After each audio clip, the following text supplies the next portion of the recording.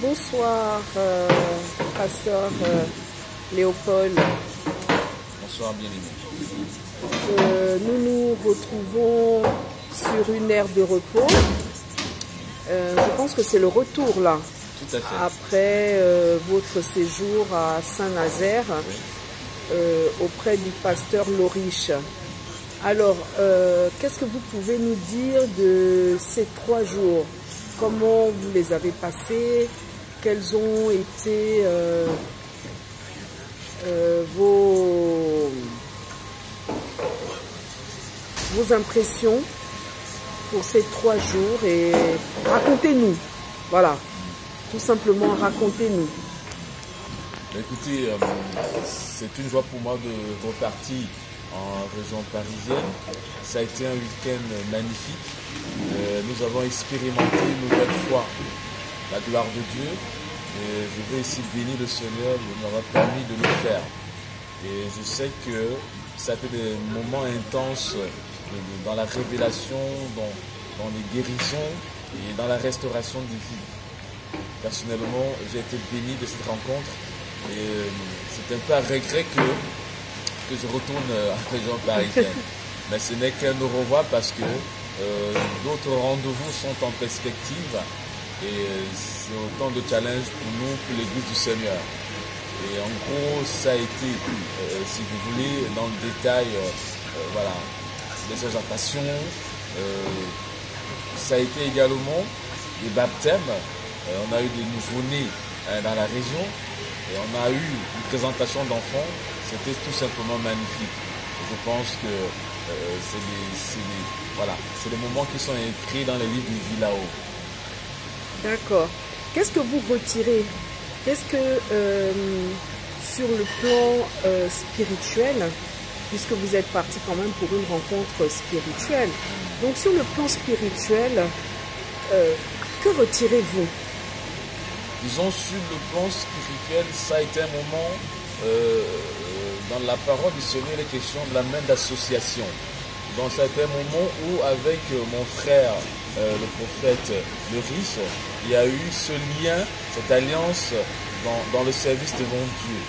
Donc il y a eu cette promesse effective de cette main d'association pour ensemble travailler dans la promotion du royaume de Dieu dont nous faisons partie aujourd'hui. Et je pense qu'il y a comme ça des choses grandioses qui vont se faire. Et effectivement, de part et d'autre sont prévus des rendez-vous où on va échanger, où ensemble on va pouvoir participer dans les programmes de l'un et de l'autre. Voilà sur le plan spirituel le bénéfice que je peux en tirer. Et j'ai également la certitude que mon frère, le prophète Loriche, également, et au vu de ce qu'il nous a dit, de ce que nous pouvons et que nous avons vu tous ensemble, il a été lui-même assez satisfait. Et je crois, pour lui, l'église locale dont il a la responsabilité, de ce qui s'est fait ce week-end. Et c'était effectivement que des rendez-vous pour lesquels nous souhaitons le plus proche possible. D'accord. Il y a des dates où vous restez assez évasif. Est-ce qu'il y a des dates prévues? Dans l'immédiat, non, il n'y a pas une date précise, mais on se donne un petit trimestre, le temps de voir s'il y a un événement. Là, d'ici là, on sera passé à l'été et forcément, voilà, il y aura une occasion, une opportunité qui fera que soit il sera en région parisienne ou moi de l'autre côté, dans tous les cas. Et puis aussi, effectivement, le moment venu, effectivement, je serai à même de pouvoir donner une date précise. Je ne pourrais pas m'avancer à l'heure où je parle d'une date qui a été convenue. D'accord.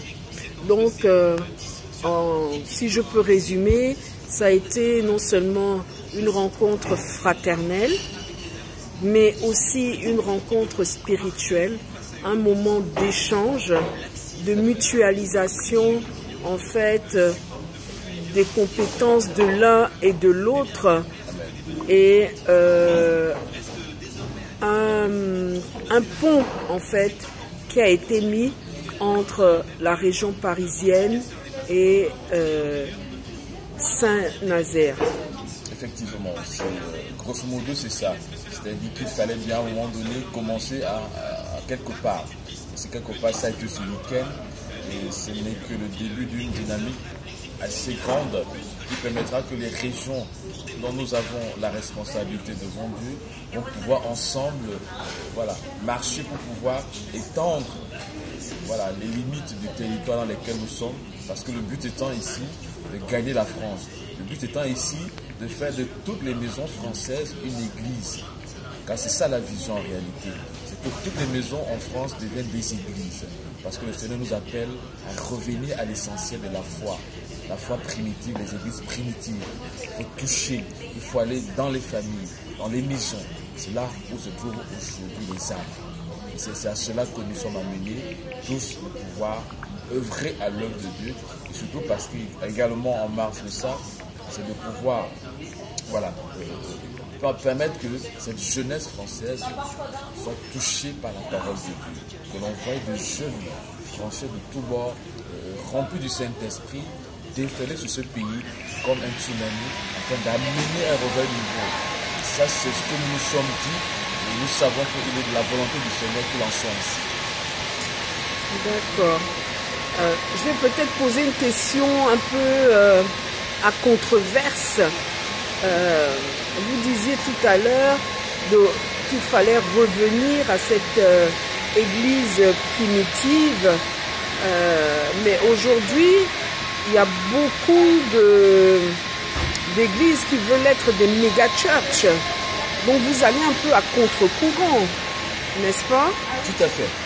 Tout à fait. Ce n'est pas un choix personnel et encore moins celui de mon frère parce que on ne peut pas prendre le risque de nager à contre-courant si on n'a pas reçu du Seigneur cet ordre-là. Et je pense que ce n'est pas nous qui le faisons. C'est la volonté de Dieu qu'il en soit ainsi. Vous savez, c'est un peu comme dans la nature. Le Seigneur va nous dire la nature ne nous enseigne-t-elle pas. Regardez comment vivent les saumons. Le saumon finit toujours à la source qu'il a vu naître. Et c'est ce que le Seigneur attend de nous. Il veut que nous revenions à la source qui a été à l'origine de tout ce qui est Église. L'Église que nous avons aujourd'hui n'est que la conséquence de ce qu'un jour, dans une maison, quelque chose a commencé. Il faut que nous revenions à la maison, là où se faisaient des miracles d'espèces rares. Le concept de méga-church, je suis désolé, le Seigneur ne l'a pas connu. Amen.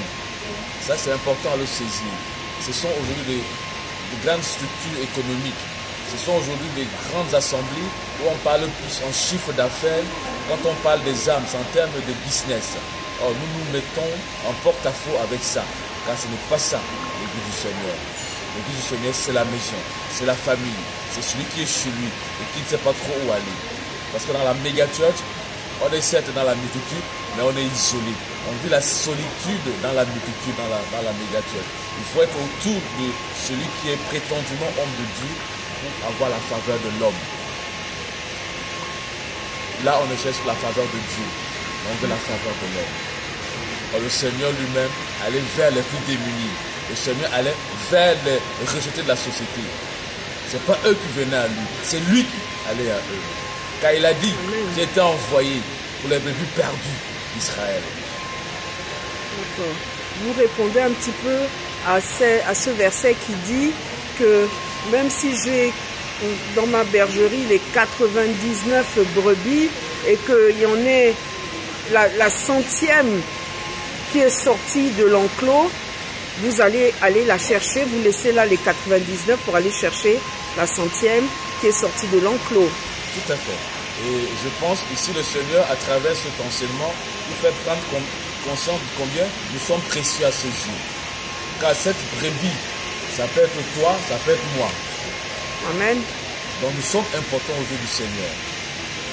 Il n'apprécie pas l'homme en fonction de ses connaissances. Non, c'est en fonction du cœur et c'est parce que nous sommes chers à ses yeux. C'est comme également l'enseignement sur le fils qui va partir, qui prend son héritage et qui va s'amuser à l'extérieur. Le papa est d'autant plus content de savoir que son fils revient à la maison. Quoi qu'ayant dilapidé son héritage, il va faire une fête, quoi qu'il y ait le fils perdu. Et c'est ce que le Seigneur attend de nous en réalité. Ce n'est pas le rejet, mais c'est de faire revenir à la maison. C'est là qui, pour une raison quelconque, se sont retrouvés en marche au salut. Et dans votre démarche, est-ce que vous voulez associer ces méga church ou vous voulez carrément ne pas en tenir compte,